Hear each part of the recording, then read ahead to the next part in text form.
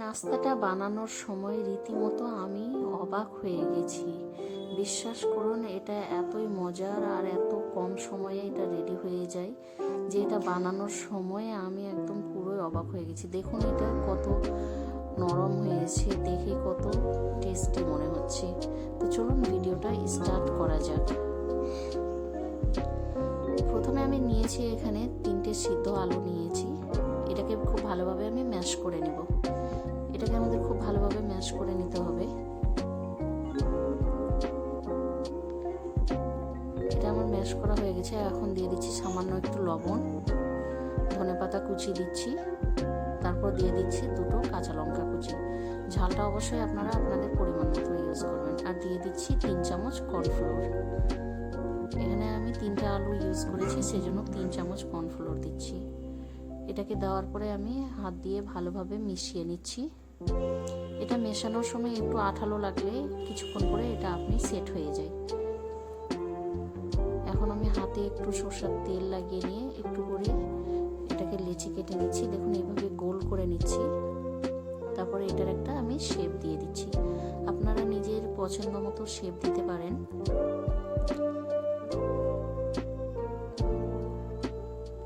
এটা দেখুন এরকম আমি একটা শেপ দিয়ে দিলাম। এটা আমার রেডি হয়ে গেছে।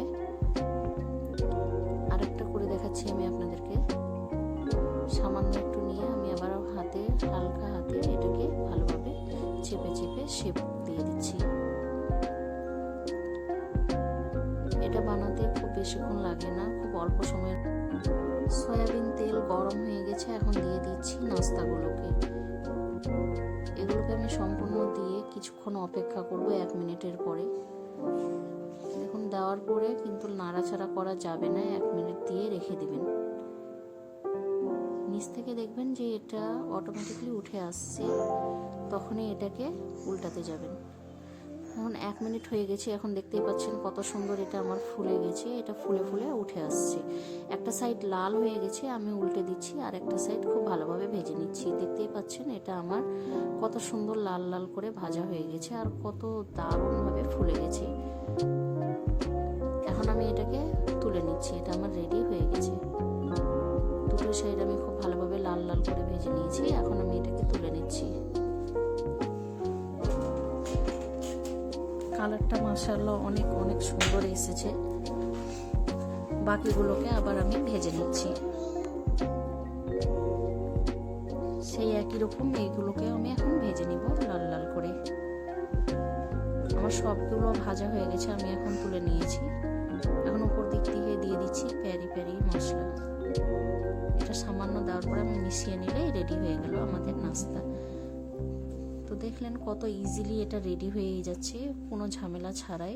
খুব সহজেই আপনারা বানিয়ে নিতে পারেন। আর খেতে জাস্ট অসাধারণ স্বাদ। একবার বানালে বারবার বানাতে হবে এই নাস্তাটি। তো বন্ধুরা, ভিডিওটা যদি আপনাদেরকে ভালো লাগে তাহলে অবশ্যই চ্যানেলটাকে সাবস্ক্রাইব করে পাশে থাকা বেল আইকনে ক্লিক করে রাখুন এরকম নতুন নতুন ভিডিও দেখার জন্য।